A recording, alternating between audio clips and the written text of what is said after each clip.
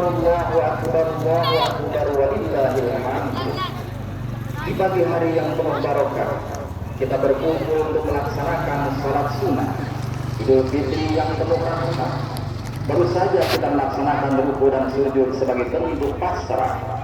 Kita besarkan namanya, kita gemakan takbir dan tahmid sebagai pernyataan dan pengakuan atas keagungannya. Takbir yang kita ucapkan bukan sekedar gerak bibir tanpa makna, tetapi merupakan pengakuan dalam hati kita semua, menyentuh dan menggetarkan relung-relung jiwa orang-orang yang beriman dan bertakwa. Allah Maha Besar, tiada yang hak disembah kecuali Zat Allah yang Maha Agung, segala puji baginya. Allah Subhanahu wa Ta'ala memerintahkan kita semua salat sunnah Idul Fitri berjamaah bersama menghimpun doa, kemudian diadakan khutbah sebagai arahan dan siraman jiwa. Diharapkan selepas Idul Fitri yang mulia, bubaran hari raya, iman tambah kuat, jiwa bersih dan sehat, takwa semakin meningkat, mengaku berjuang dan berkorban lebih semangat demi keridhaan Allah dan kebahagiaan dunia dan akhirat. Allahu Akbar, Allahu Akbar, Allahu Akbar, walillahil hamd. Melalui mimbar ini saya mengajak kepada diri saya dan juga kepada jamaah sekalian, marilah tundukkan kepala dan jiwa kita di hadapan Allah yang Maha Besar. Campakkan jauh-jauh sifat keangkuhan dan kesombongan yang bisa menjauhkan diri kita dari rahmat Allah. Sebab kebesaran apapun yang kita sandang, kita kecil di hadapan Allah. Betapapun kuatnya kita, masih lemah di hadapan Allah yang Maha Perkasa. Betapa hebatnya kekuasaan dan pengaruh kita, kita tiada berdaya dalam genggaman Allah yang Maha Kuasa. Hadirin sidang Idul Fitri rahimakumullah, hari raya Idul Fitri dibangun dengan 3 macam ibadah pokok.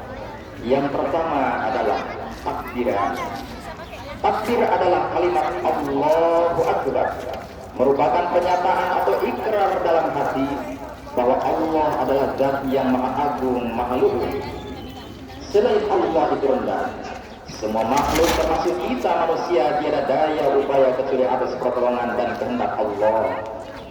Orang yang menyatakan agungnya Allah disebut orang yang takbir.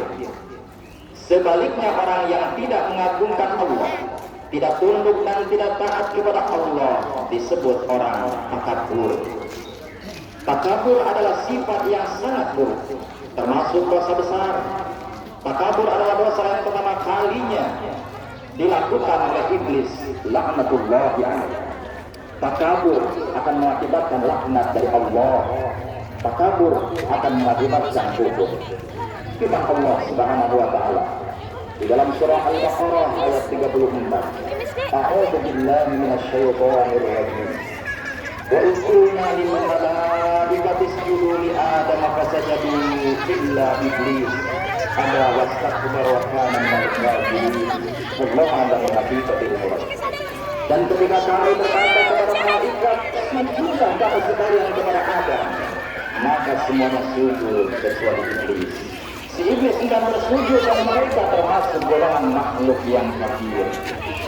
Oleh karena iblis dinyatakan oleh Allah menjadi kafir, maka iblis dendam terhadap turunan Adam hingga ia berjanji akan selamanya menjerumuskan umat manusia sampai hari kiamat. Sifat takabur ini akan selamanya dihembuskan oleh iblis kepada manusia, kepada kita semua, supaya kita menjadi balasnya kelak di neraka. Takabur dihembuskan kepada si kaya, supaya dia sombong dan besar kepala, tidak sadar kalaulah kekayaan itu sekedar titipan dari Allah yang sewaktu-waktu akan diambil kembali. Takabur ditiupkan kepada para pejabat agar dia merasa hebat, tidak sadar bahwa pangkat dan jabatannya semata-mata amanah dari Allah Subhanahu wa Ta'ala. Sewaktu-waktu Allah berkehendak, pasti akan mencopotnya.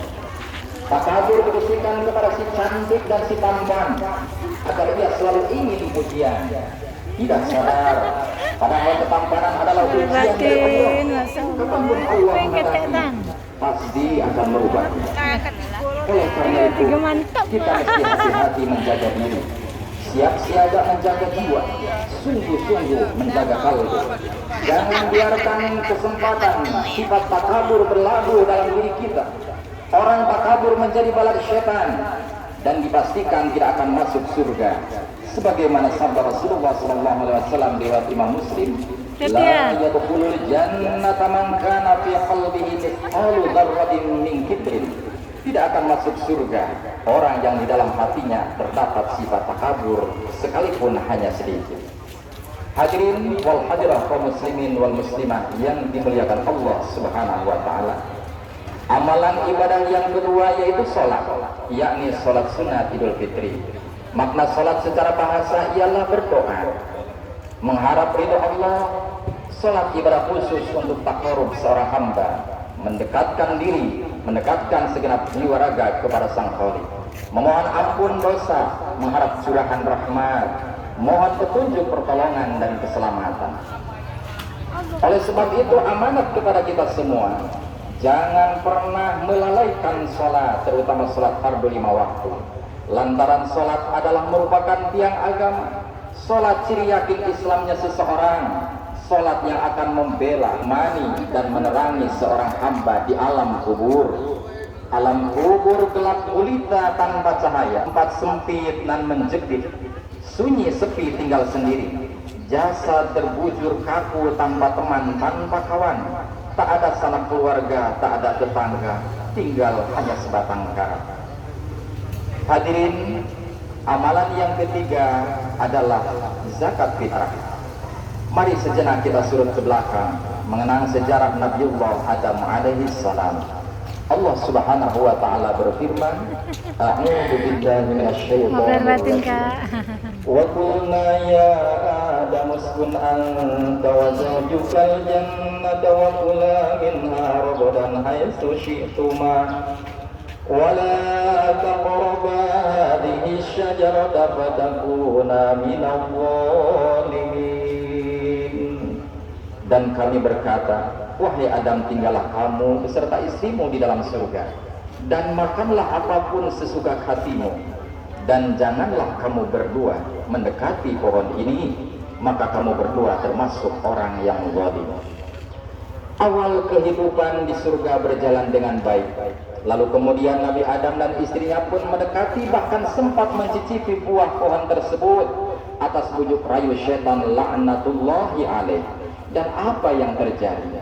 Akhirnya bukan buah itu saja yang Allah larang, segala fasilitas kenikmatan surga yang tadinya bebas dinikmati seketika semuanya Allah larang.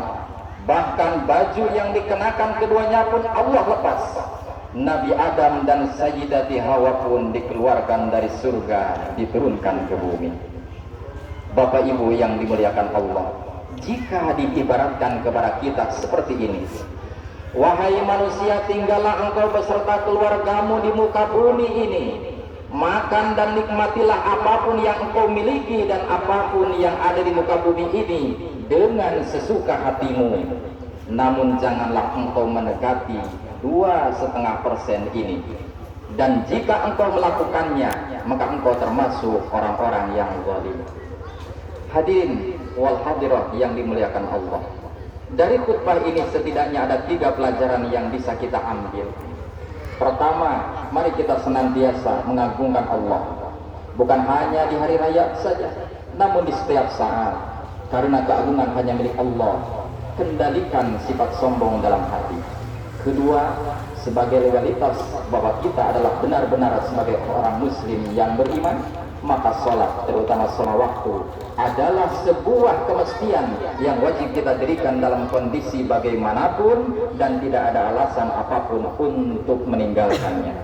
Yang ketiga, jangan sampai pintu surga dan ridha Allah yang selama ini kita harapkan tertutup gara-gara harta milik orang lain yang tak seberapa itu kita tahan dan kita makan. Sifat tamak dan rakus adalah 2 sifat yang harus dijauhi. Karena sifat inilah yang menyebabkan Nabiullah Adam alaihissalam dikeluarkan dari surga. Pohon yang dilarang Allah bagi zakatnya Nabi Adam beserta istrinya, sementara yang 2,5% itu adalah zakatnya kita semua. Oleh karenanya bersihkan keutuhan harta dan apapun yang Allah berikan dengan mengeluarkan zakat, terutama yang sudah nisab, dan jangan lupa sedekah sunahnya. Hadirin yang dirahmati Allah, Idul Fitri juga merupakan momentum yang sangat baik untuk kita jadikan sebagai arena silaturahim kepada orang-orang tercinta dan kepada semua, terutama kepada kedua orang tua. Ingatlah wahai saudara-saudariku yang beriman, saat sekarang kita tidak akan hidup sukses seperti ini, tumbuh sehat sampai dewasa, berpendidikan setinggi ini, menikmati kekayaan, jika semua itu tanpa jasa perjuangan, pengorbanan, bahkan cucuran keringat dan lelehan air mata kedua orang tua kita. Sewaktu kecil kita tahu bagaimana kerja kerasnya kedua orang tua dalam menghidupi anak-anaknya. Ayah adalah laki-laki yang paling berjasa sealam dunia. Lihatlah raut wajahnya yang hitam dan keriput, rambutnya yang kusam akibat terbakar teriknya matahari, bekerja demi menghidupi kita si buah hati. Urat-urat di tangannya timbul karena mengangkat alat berat. Telapak kakinya pecah-pecah akibat setiap hari menginjak barang kasar, hingga badannya kurus nampak tulang. Itu semua untuk kita anak-anaknya, tapi ia ridho demi cintanya kepada kita sang buah hati. Ibu adalah sosok wanita terhebat sejagat raya. Tidak sedikit darah ibu keluar ketika melahirkan kita, berjuang mati-matian demi menyelamatkan kita. Bahkan tak sedikit seorang ibu yang ketika melahirkan menghembuskan nyawa demi kita sang belahan jiwa. Tidak cukup sampai di sini, perjuangan orang tua pun dilanjutkan dengan menjaga kita sang bayi mungil yang tak berdaya. Ibu menyusui selama kurang lebih 2 tahun, menggendong, mengayun, menyuapin tanpa merasa letih, merasa lelah. Ibu tak pernah mengeluh, bahkan selalu tersenyum. Ayah ibu berjuang bekerja keras dengan penuh khawatir dan rasa takut dalam menjaga kita. Jika kita telaah atas jasa dan perjuangan keduanya, maka pantaslah jika menyakiti kedua orang tua adalah perbuatan dosa yang sangat besar. Jasa ayah dan ibu sampai kapanpun tak akan bisa diharta. Oleh karena itu, mari muliakan mereka agar mereka ridho kepada kita. Rasulullah sallallahu alaihi wasallam bersabda, "Ridallah fi ridal walidain wa sukrullah fi sukril walidain." Mari kita ziarah kepada orang tua, sekalipun saat ini kita tak bisa berjumpa, tapi masih banyak jalan untuk bersua, bercerita, bersilaturahmi, temui orang tua dengan doa-doa kita. Hadirin yang dimuliakan Allah, puasa sudah tamat, Ramadan telah lewat. Insya Allah kita bersih dari dosa dan munkarat. Mari sambut hari dengan penuh bahagia, seia sekata dengan keluarga, dengan tetangga. Demikian dengan tetangga-tetangga yang lain sejahtera hidup bersama. Saling maaf-memaafkan, saling mendoakan, saling memuliakan, saling hormat, saling menolong. Buang sifat takabur, sifat sombong, sifat pelit, sifat tamak. Jaga hati dari kotornya maksiat, jaga raga dari dosa munkarat, waspada dalam berbuat agar hidup lurus dan maslahat, selamat dan bahagia dunia dan akhirat. Amin ya Allah ya Rabbal Alamin. Demikian yang dapat disampaikan, semoga bermanfaat. Barakallahu li wa lakum wa taqabbala minni wa minkum innahu huwas samiul alim.